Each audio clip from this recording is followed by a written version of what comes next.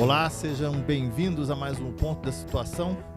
Eu hoje estou aqui com Gladys Mariotto, ela é CEO da Já Entendi, uma empresa fundada em 2012 no Paraná, especializada em fazer desenvolvimento para pessoas da base da pirâmide das empresas. Gladys é formada em neurociência, neuropedagogia e tem filosofia e tem 56 anos. Gladys, obrigado. Seja Eu que bem-vinda. agradeço a oportunidade. Vocês treinam a camada mais baixa das pessoas nas empresas. Por quê? A gente começou pensando assim, existe uma história por trás de escolher esse público-alvo, né? Eu desenvolvi uma metodologia de aceleração de aprendizagem. Eu tenho déficit de atenção. Então, eu sou uma pessoa que não presta atenção, uma pessoa que faz muita coisa ao mesmo tempo, né? Eu tenho TDAH. Então, eu sou hiperativa, eu penso em muita coisa ao mesmo tempo, eu não presto atenção nas coisas, então, evidentemente, eu tenho muita dificuldade para assimilar conteúdos. Então, quando eu fui fazer vestibular, eu desenvolvi um método lá para me ajudar a passar no vestibular, mas era só para eu sobreviver àquela situação. E, aos poucos, eu comecei a escrever livros didáticos, sempre partindo desse princípio assim, será que as pessoas estão me entendendo? Né? E esses livros didáticos começaram a fazer muito sucesso. Eu comecei a escrever vários, foram 40 livros didáticos. E um desses livros tinha um filme para ensinar a filosofia de Nietzsche para as escolas públicas. E a filosofia de Nietzsche é muito difícil, né? Assim como a de Kant, que foi a do meu mestrado. Então, como traduzir aquilo? E foi ali que aquela ideia de traduzir conteúdos difíceis para quem, no caso, eram crianças ou adolescentes, foi a chave, né? Nessa época, eu fui convidada para ir para o Japão, fui a Tóquio, no maior evento de mídia educativa do mundo, depois para Cuba, entre 40 dias. Eu fui para o Japão, logo depois eu fui para Cuba também falar dessa metodologia. Foi ali que nasceu, eu Já Entendi. Em 2010, a ideia nasceu e falou assim, nossa, se as pessoas estão carentes por essa tradução, a gente chama de transposição didática, ou seja, existe alguma coisa que eu tenho que passar uma informação, como é que eu vou transpor para uma pessoa que não entende? Né? E, na realidade, a gente trabalha a grande maioria com a base da pirâmide, mas não é só isso. Né? Para pessoas operacionais ou para vendedores, por exemplo, de qualquer nível que tem que ter uma nova coleção a cada 15 dias. Né? Tem grandes empresas aí que lançam 10 mil produtos por ano. Né? Como é que eu vou dar conta de entender sobre 10 mil produtos por ano? E a base da pirâmide, no Brasil especialmente, ela tem um déficit educacional grande, né? Exatamente. Então, a base da pirâmide ela entra mais forte por causa disso, pelo déficit educacional. A gente tem em torno de 65% da nossa população é analfabeto funcional. Né? Então, ele lê e não entende. Aí, ele tem um pouquinho mais daquele que entende, mas não consegue juntar uma informação com a outra. E o dado mais importante é que apenas 8% da nossa população que trabalha é proficiente.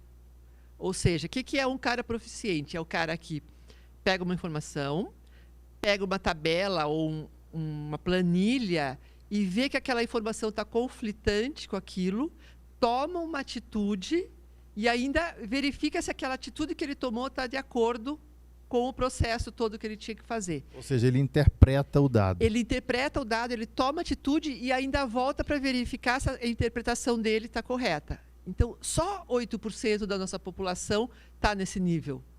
Agora, trazendo um pouco para até o nosso tema aqui do programa, que é a transformação digital, né? Nós estamos vivendo o limiar de uma era que a inteligência artificial e o machine learning e a internet das coisas, ela vai dominar de tal maneira a sociedade que muitos empregos, sobretudo esses mais operacionais, eles estão seriamente ameaçados, né? Como é que fica o treinamento dessas pessoas, tendo em vista esse futuro que é já ali no virar da esquina? Exato. É uma preocupação de várias empresas do terceiro setor, né? Empresas de impacto social, como a nossa é de impacto social. E é também dos governos, né? Onde é que a gente vai colocar tanta gente que vai ser substituído pelas máquinas, assim como o ascensorista foi substituído, assim como o datilógrafo, né? Enfim. Essas pessoas, elas vão ter que migrar. Tá? A gente não pode ter um contingente de 65% num país sem emprego, mesmo que seja sustentado pelo governo, ou seja lá por quem for, né? Porque o trabalho é importante, o trabalho é referência na vida de qualquer um. E, nesse sentido, é entender como é que vai ser essa migração, né? Entender emocionalmente como é que eles vão se portar ali, e mostrar também para a base da pirâmide, não só para o topo, para a base, que a parte emocional deles, que a parte de resiliência, que a parte de comunicação pessoal vai ser importante, né? Então, tem muita coisa que a máquina ainda não vai fazer. Ela pode fazer daqui 10 ou 20 anos, mas ainda não vai fazer. E essas pessoas que estão na base da pirâmide, você acha que com algum tipo de treinamento elas são capazes de se manter empregadas, conseguindo fazer essa transposição dentro ainda das empresas ou dentro do mercado de trabalho? São. Da forma que tem que ser explicada, da forma entendendo o contexto delas, né? Porque afinal elas são importantes, elas também estão dentro do ciclo produtivo do Brasil, do mundo, enfim. Né? Elas têm que continuar empregadas. Então, essa transposição é preparando essas pessoas. Né? Se você olhar hoje, a grande maioria tem um telefone, um smartphone, eles conseguem, no mínimo, ouvir um vídeo. Né? A gente vê muita gente que assiste vídeo, e são pessoas simples, né? Que sabe uma senha. Então, é começando por aí. Tem que aprender, tem que decorar a senha, tem que apertar o botãozinho, né? Tem coisas... Há alguns anos atrás, eu estava na fila do banco e eu vi uma pessoa que não conseguia digitar a senha do banco naquele quadradinho que display, tem né? Naquele display, porque o dedo dele era muito duro. Né? Porque provavelmente o trabalho dele faz com que a mão dele seja muito forte. Né? Então, como é que ele... Então, aos poucos, tem que pensar desde aí. É por isso que a gente é especialista em base da pirâmide. Eu tenho só que ensinar o cara a fazer a senha, digitar a senha dele. Mas a mão dele está preparada para essa delicadeza da senha? A mão dele está preparada para o touch? Né? É aí que a gente tem que começar a pensar. Agora, existe um mito, né, de que a base da pirâmide não está preparada para esse novo mundo e que o topo da pirâmide está. Mas isso é mesmo um mito, né? Porque alguma base da pirâmide, inclusive, é a mais importante para surgir inovações. A base da pirâmide é responsável pela maior parte das inovações dentro das empresas, né? Exato, sem dúvida. A base da pirâmide está no prático. Né? A inovação sai da onde? Do prático, não sai da ideia. Né? Não é assim, quero criar uma máquina de fazer tinta verde. Tá, eu vou criar uma máquina de fazer tinta verde a partir desse processo. E esse processo é prático. Né? E a base da pirâmide está no prático. Lá em Curitiba, a gente tem um case muito legal do coletor de lixo que descobriu uma forma de diminuir, eu não sei quanto por cento, mas muito por cento dos acidentes de trabalho, quando ele verificou e falou para a gerência que a maior parte do lixo que tem objetos cortantes batia na perna deles. Então, o que foi? Colocar uma borracha costurada na calça, que fazia com que o lixo que eles pegam e trazem não batesse na perna. Né? Uma proteção. Qual era o diretor de empresa com 40 mil funcionários que ia pensar nessa proteção? E quanto custou essa proteção em benefícios para a empresa? Então, é a base da pirâmide normalmente que tem isso. E o topo da pirâmide também tem seus problemas, né? O topo da pirâmide também, a gente sabe de muito diretor que ainda é analfabeto funcional, né? Que a secretária tira o e-mail e passa o e-mail para ele. Então, ele tem uma dificuldade de buscar informação na internet, de selecionar. Então, eu acho que, de forma geral, tirando as novas gerações, que já nascem com a mão no touch, né? A velha geração também tem muita dificuldade com a inovação. E vocês estão inseridos agora também, de alguma maneira, no mercado português, né? Vocês estão quase com um pé lá. Como é que foi isso? A gente foi selecionado para a EDP, que é a companhia energética aqui de São Paulo, né? Que tem que é uma companhia portuguesa. Sim, é a maior companhia de Portugal. Exatamente. E a gente foi selecionado para uma aceleração aqui em São Paulo, passamos pela aceleração, estamos fazendo um POC de segurança para a base da pirâmide, segurança do trabalho, segurança elétrica, né? E esse POC provavelmente vai ser aplicado em Portugal também. Vocês, com essa experiência que vocês têm de treinar a base da pirâmide, quais são as áreas onde mais é importante esse treinamento? Quais são as que mais solicitam esse tipo de treinamento? Segurança do trabalho, vendas, processos, né? Basicamente é isso. Segurança do trabalho, que toda grande empresa tem segurança do trabalho, né? E eles muitas vezes deixam de usar aquele IPI por falta de conhecimento da importância daquele IPI. Então, a gente faz todo esse trabalho a partir de pensar, né? Porque, assim, por que um cara no Nordeste deixa de usar o óculos de proteção? Porque é calor, porque o óculos vai embaçar, né? Porque eu estou suando, aquilo vai começar a suar e o óculos vai embaçar. Daí eu tiro o óculos. Então, como é que eu volto para entender quais são as dificuldades dele e explicar para ele? Que é melhor ele estar com o óculos embaçado ou ele parar e limpar o óculos do que perder a visão, né? E nisso várias coisas. A gente teve um case muito importante de energia elétrica, que esse foi o case que nos levou até a EDP, onde a gente chegou em um ano a morte zero, numa empresa que tinha em torno de 4 a 6 mortes ano, né? Uma morte no ano para uma empresa custa em torno de 1,5 milhão, tá? Então, você veja o que é diminuir 5 mortes sem pensar em 5 vidas, em 5 famílias, né? Quando eu estou falando de empresa, estou falando de dinheiro, mas quando eu estou falando de vidas, eu estou falando de famílias, né? Então, que eu tivesse diminuído uma morte já era muito significativo, né? Então, nesse sentido, a gente explicou para esse pessoal de energia elétrica o que é um átomo. Um átomo é uma coisa abstrata. A base da pirâmide tem dificuldades imensas de entender o que é abstrato, né? E como é que esse abstrato me mata. Como é que ele entra no meu corpo, passa pelo meu coração e vai me matar. Mas alguma coisa que passa pelo meu coração e me mata e eu não vejo, ele não existe. Então, se eu explico que o átomo existe, ele vai conseguir entender. Torna palpável aquele risco para ele, né? Exatamente. A gente vai continuar essa conversa daqui a pouco para entender melhor o processo de treinamento que se espera para essa próxima fase que a gente vai viver. Só um instante.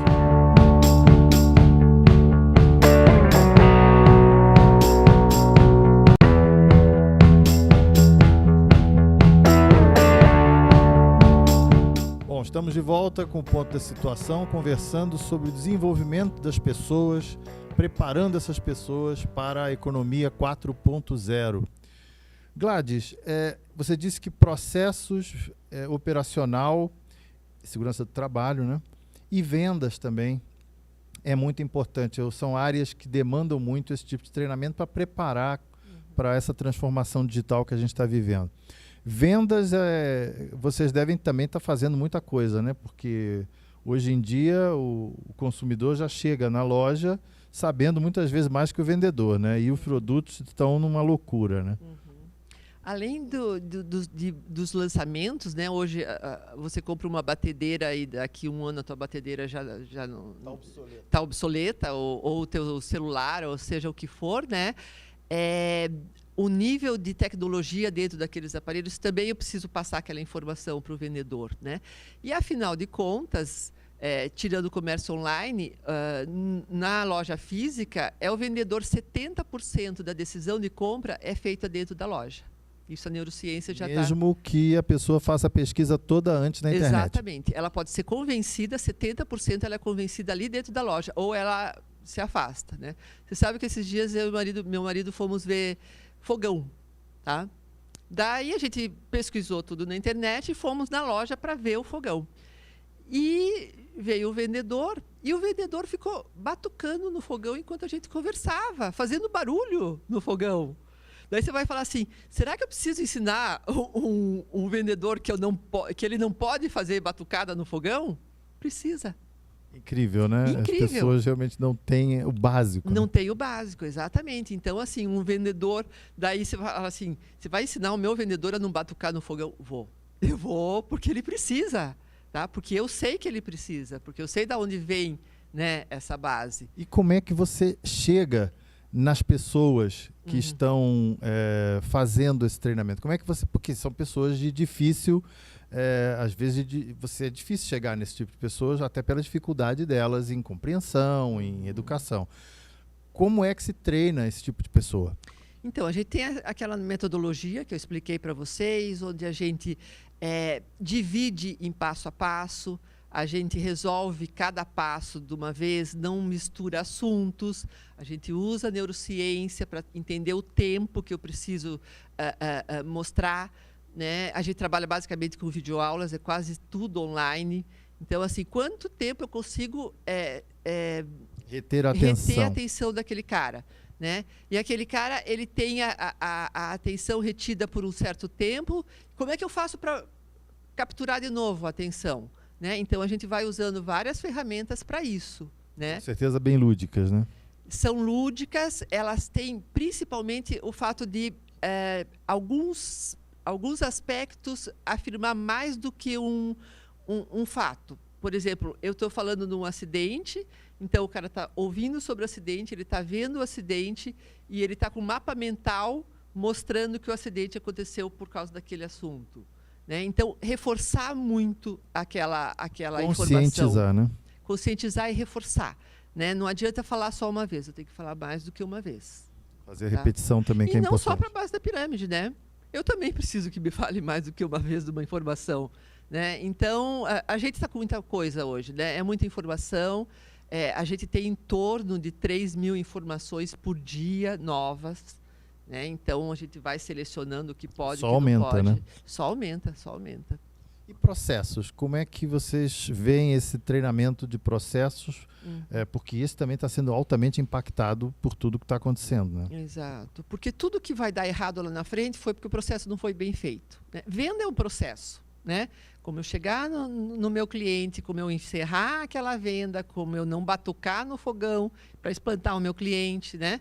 E aí todo esse processo ele é importante em qualquer empresa, em qualquer nível. A gente tem um case agora de uma grande empresa que nos chamou para falar sobre cordialidade, achando que estava faltando cordialidade na empresa. E a gente, não é toda empresa que nos permite fazer um diagnóstico antes, porque eles já chegam com o diagnóstico pronto, o nosso problema é cordialidade. Né? E essa empresa, muito aberta à inovação, ela permitiu que a gente fizesse um diagnóstico no Brasil inteiro e para entender que eles não eram cordiais, né? A falta de cordialidade, né? E aí a gente descobriu que a falta de cordialidade era a falta de processo. Ou seja, não é que é falta de processo. Existe um processo, mas as pessoas não sabiam do processo. Né? Então, se você vem me perguntar uma coisa que eu não sei, eu dou um jeito de te afastar. É uma defesa, né? É uma defesa. Né? Eu me defendo de uma coisa que eu não sei. Então, se eu for grosseiro com você, ou se eu falar assim, faz de qualquer jeito, ou vai perguntar para alguém, eu já te afasto. E você não sabe que eu não sei. Né? Eu acho assim, o nome da nossa empresa, Você Já Entendi, tem muito a ver com isso, sabe? Eu tenho que fazer as pessoas entenderem, desde o processo, desde tudo. Agora, o brasileiro, em geral, ele tem esse problema, né? Não é um problema que existe lá fora. Nós temos um déficit de produtividade gigantesco em relação ao estrangeiro, né? O americano é 4 vezes mais produtivo do que nós e os chineses são 5 vezes mais. Isso não era assim. Isso ficou ao longo das últimas décadas, né? Por isso até que o brasileiro tem esse desafio de ser treinado na base da pirâmide, né? É por isso que a nossa mão de obra é cara também, né? Porque custa, né? Aquelas 4 horas a mais, aquelas 4 vezes a mais que eu demoro para fazer um procedimento, tem um custo. Né? Então, isso impacta diretamente lá na ponta no produto. E, realmente, países desenvolvidos, como os Estados Unidos, por exemplo, eles não têm problema de capacitação na base da pirâmide. Né? A gente foi acelerado no Vale do Silício, passamos 4 meses lá, e quando a gente tinha que explicar muito bem por que a gente tem uma empresa aqui no Brasil de capacitação para a base da pirâmide. Porque não faz sentido nos Estados Unidos eu capacitar a base da pirâmide de forma diferente. né? Eles são muito bem formados, mesmo bem educados, mesmo sendo base da pirâmide. Exato, né? 86% deles são pessoas de terceiro grau completo. Né? A gente tem aqui 24% de terceiro grau completo, e esse terceiro grau completo também é duvidoso. Né? E os analfabetos funcionais, né? Exato. Então, eu fui professora de terceiro grau, fui professora de faculdade, onde os meus alunos não conseguiam ler um texto e assimilar e concatenar e tirar uma opinião dali. Né? Alunos de faculdade. Né? Muitas vezes eles escreviam da prova e eu não entendia o que eles falavam. Né? Analfabetos. Só que, ao mesmo tempo, são pessoas que utilizam as ferramentas inovadoras que a gente está vendo aí, os aplicativos, de uma forma absurda. Né? O WhatsApp, por exemplo, acho que é o país do mundo que mais usa. Né? Eu acho que é o segundo país do mundo que mais usa. É absurdo isso. E assim, no meu atual, que eu estou fazendo uma pesquisa de doutorado, tem um filósofo chamado Andy Clark, e ele fala sobre a mente estendida. O que é a mente estendida? O teu celular é a tua mente hoje. Né? Eu não sei o telefone de quase ninguém.